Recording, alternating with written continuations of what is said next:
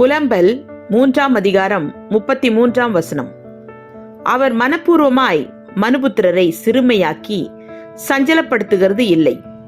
விளக்கம்: மனிதன் தவறு செய்து பின் அதற்காக மனம் திரும்ப மறுப்பதால் கர்த்தர் வேறு வழியில்லாமல் தண்டனைகளை அனுமதிக்கின்றார்.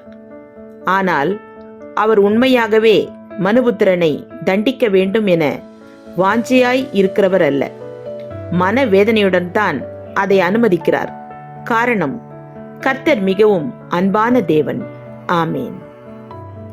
Lamentations chapter 3 verse 33. For he does not afflict from his heart or grieve the children of men. Amen.